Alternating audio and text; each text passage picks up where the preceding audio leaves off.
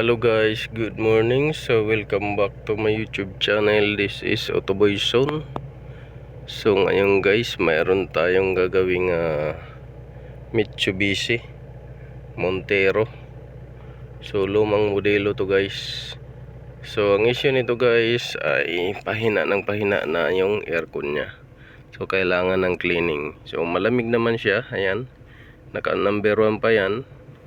Malamig siya, nangangagat pa nga sa mga grano natin sa kamay. So gusto lang ni customer magpa-cleaning dahil hindi na nakakalaban sa initan sa tanghaling tapat. So yan yung gagawin natin ngayon guys. So number 1 pa yan, pero malamig siya. So gusto lang niya siguro ng sobrang lamig talaga. So before tayo magsimula guys, titingnan natin muna yung mga area kung saan baka may mga damage parts.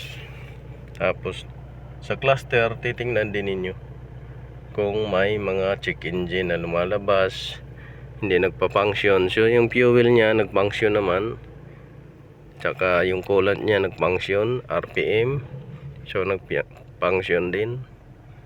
So yun, buksan natin yung hood, patayin natin makina, tapos buksan natin yung hood. So ito guys, bago tayo magsimula, so check natin muna yung kondisyon ng engine bay.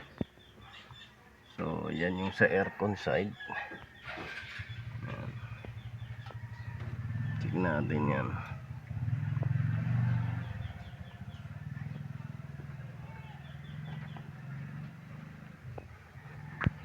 Engine bay, kung may mga abnormal na wire na kinain ng daga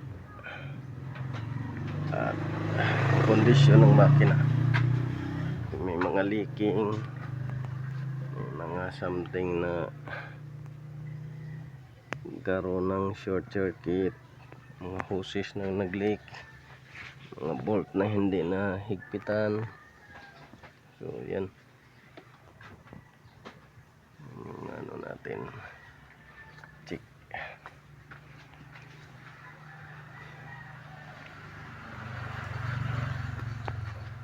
So dito, so mayroong siya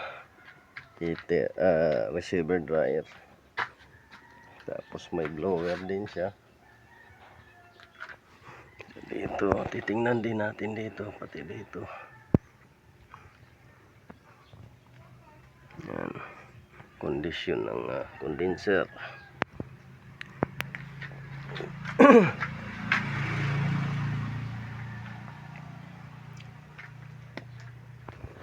So ito guys, so katatapos lang natin maglinis ng condenser. So ayan, nilinis natin kanina yung condenser, tapos ngayon kinabit natin. So kinabit na natin yung condenser, ayan. Tapos sinabunan natin yung ito para magmukhang malinis talaga siya. Ayan. So babanlawan na lang yan. So tapos na tayo naglinis ng condenser, ayan. So hindi naman siya madumi yung loob niya, tapos yung labas hindi naman din ganong madumi, kasi baka hindi naman talaga araw-araw to nagbabiyahe na malayo. Ayan. So kanina nagsabon tayo ng condenser, tinanggal natin doon yung condenser nilabas, tapos sinabon natin dito. Ngayon kakatapos lang natin magkabit at binanlawan natin to para matanggal din yung mga putik-putik. So yun, banlawan natin maya-maya.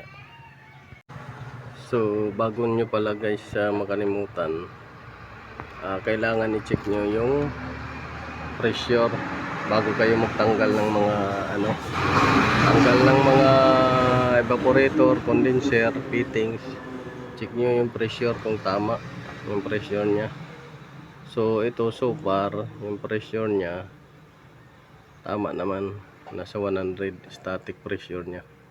Dito sa low side 100 psi. Malabo yata yung ano natin camera.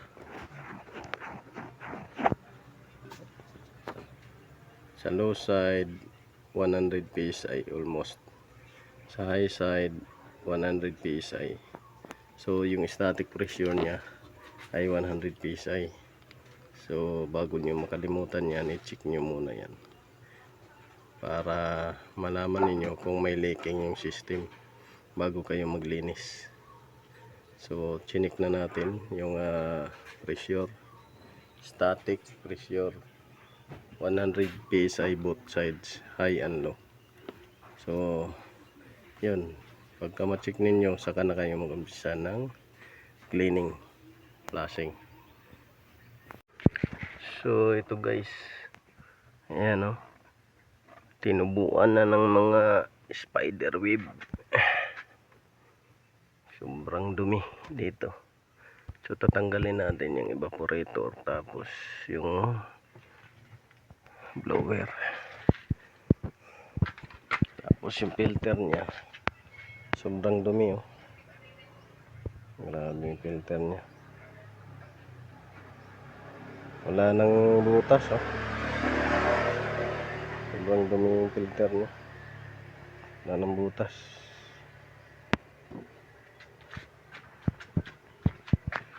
So tatanggalin natin yung blower, evaporator.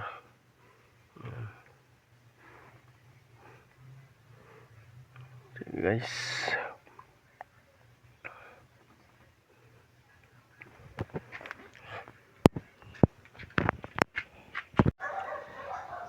so ayan guys, malinis na siya guys. So tapos na natin nilinisan, malinis na. Ayan, malinis na siya guys. Tapos na natin nilinisan. Ayan. So kakabit na natin. So nalinis na rin natin yung evaporator at ito, nakabit na natin yung dashboard, yung housing. So ito na lang natira, nakakabit natin. So nakabit na natin dashboard, tapos itong natira, itong ano nya, evaporator, blower. So ikakabit natin yan.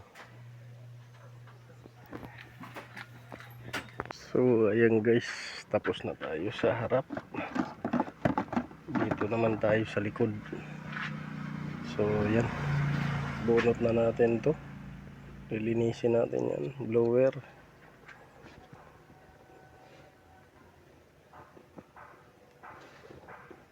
Ito air duct. So ayan yung H-back nya.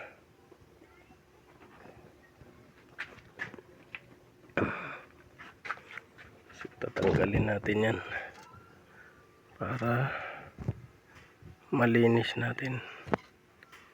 So tatanggalin natin.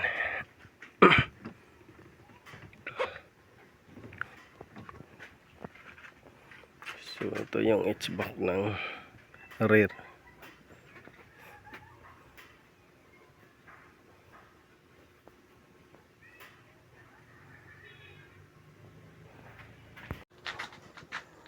So ito guys,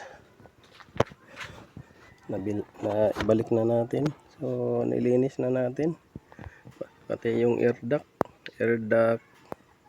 blower, resistor block, evaporator. So ready to go na to. Balik na natin.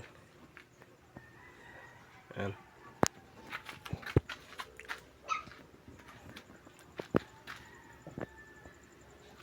So So, nilinis na natin dito yan.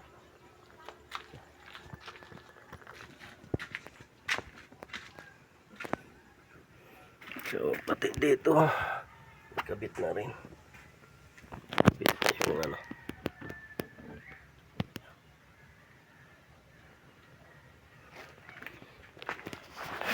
So, balik na natin para matesting. So, ayan. Nibalik na natin. Ayan. Balik na. So, yung evaporator nito dito, tsaka blower. So, nibalik na.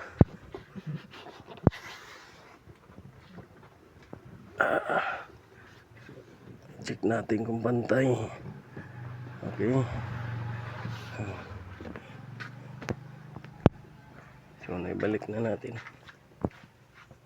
Pati yung doon sa harap. So, nagkarga na tayo guys. Ayun. So, may oil na yan. Ayun, ikakarga natin.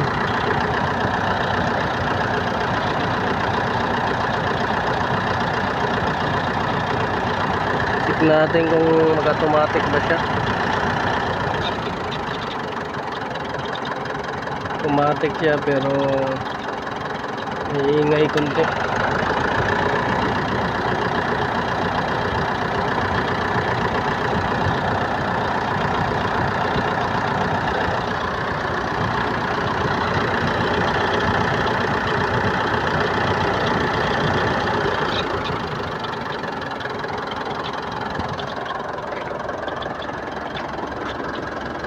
Check natin pressure.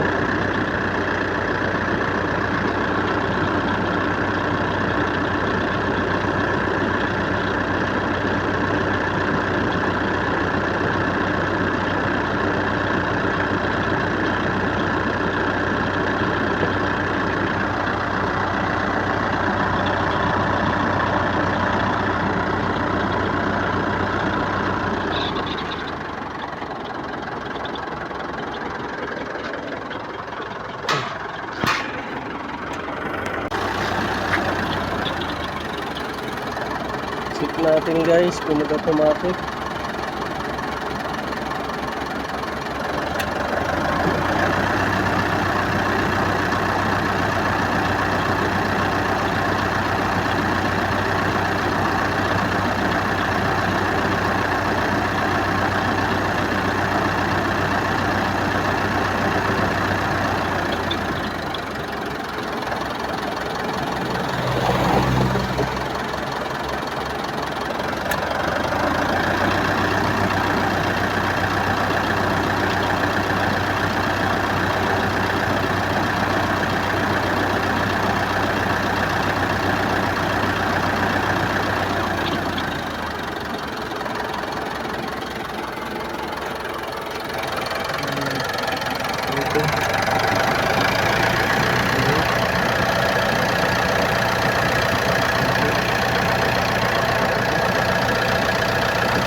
Malamig na ito sa front, ito sa rear.